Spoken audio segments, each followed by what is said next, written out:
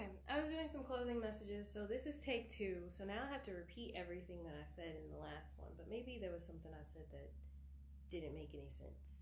So we're gonna try the final closing messages for all piles again because I checked the like top and bottom of the deck of each, and it looks like I just feel like there's more to like the overall messages. So I'm gonna go ahead and go through that. So I actually set the intention of these cards to like be some sort of like guidance through grief because I noticed like throughout my life I have drawn people to me that have experienced grief.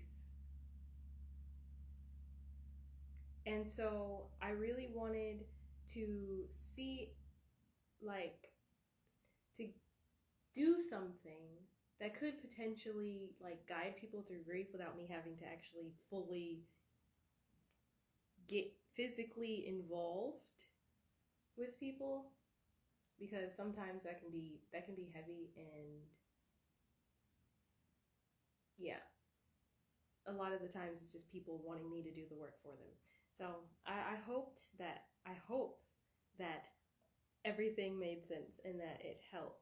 So I'm just gonna get into like the under and over cards of everything. So on the bottom of this one is parasite. And that it's giving lack. The stage of grief is depression. It's giving like this lack mentality.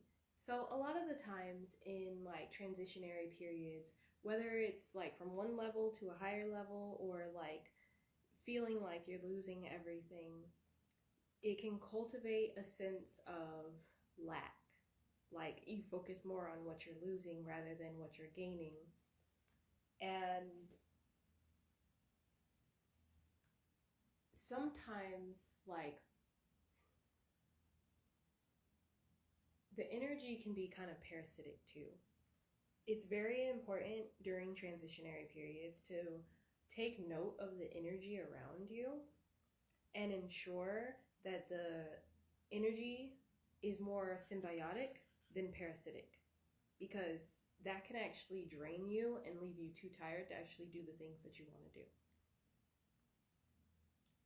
But yeah, so symbiotic parasites, I guess that is the way that I'm not a fucking biology major, but like symbiotic parasites both benefit. But with like just regular parasites, a lot of the times it can harm the host. Similar to like what we do with Mother Earth. We can be symbiotic to Mother Earth, but a lot of the times we're more parasitic to her than we are helpful.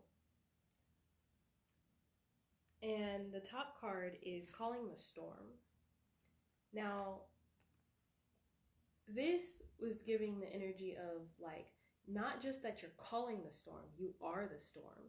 You are the change. So in these transitionary periods, this change is coming about because you are the change. Remember that you are powerful. Even as you start to lose things or things start to change around you and it feels like you're out of control, the whole reason why stuff is changing around you is because of you in the first place. Because this is where you're at right now and you need to move. So if you need to move, change happens. So whether things are going great or whether things are going badly, you're the reason for the change. It's important for you. You're the storm. So even if it seems like you're completely out of control, sometimes you're supposed to be. And as hard as that can be, especially for somebody like me, because I'm very controlling about a lot of stuff.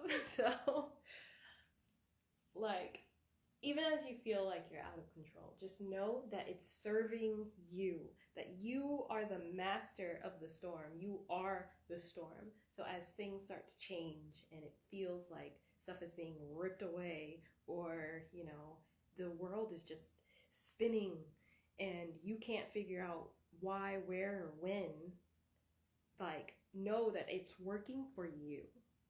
And if you can go into that energy, go into that storm knowing that it's working for you, then you're set. It can be hard, but you're good. And the stage of grief is bargain. Now, bargain a lot of the times talks about like avoiding the feelings that come with it. It's okay to grieve a change even if it's a good one. It's okay. It's okay. Just like when you, like if you have children or pets, when they're really small, they're so adorable. But as you start to notice that they're growing and they're getting bigger, and they'll never be that again. Just like you'll never be a beginner again. Like you'll never be in that last space again. Like even if you were to return, it would always be different because you're different now than you were when you first started. Like when you enter a room, like kind of like going to school and you're going as a student, the world looks so much different than you going into that same school as a parent or as a teacher. And it can kind of like make you emotional, and that's okay. Flow through those emotions. Flow through those emotions. It's okay to feel that.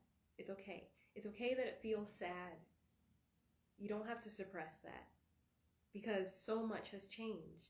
And we can get so caught up in like the hustle and bustle of life and everything and just keep going that we forget to take it all in when we're there. And it's okay to like mourn that process. And then at the bottom, just proves that it's another transitionary period. So this entire reading has definitely been about change. What I wrote on this card is time to rebuild, let it burn.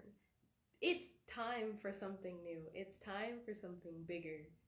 This space that you're in does not fit you anymore. So let yourself grow. Let the stuff change around you. It may get a little bit chaotic, but at the same time, know that you're going to a better place. No matter where you are right now, you're going to a better place.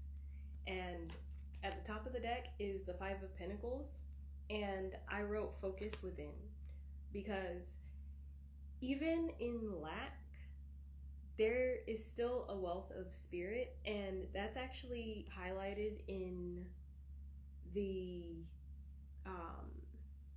Modern Goddess deck that I used to have. And it's basically saying that in physical lack, you have a spiritual wealth. So if you're in physical lack, focus on your like spiritual growth, your internal growth. Even if you're not like really big on doing spiritual stuff, focus inside on growing yourself as a person. And as your vibration raises, that wealth starts to trickle down into the physical world too.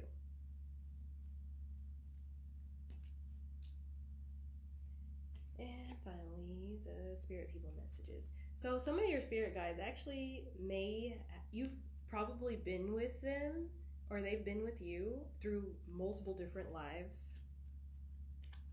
And with engagement, I'm getting like they're asking you to engage. So if you haven't engaged with your spirit team recently, or like you haven't been and you've been feeling like maybe I need to like start talking to them, now would definitely be a good time, because it looks like they're asking for engagement. Yeah, because it looks like there might be a little bit of like a separation between you and your guides, and it could be the religious factors from pile 1, or like not being connected to yourself, because as you connect to yourself, you can connect to them more easily. So yeah, some of these guides have been with you for a long time, for many lifetimes. So definitely connect to them and engage with them.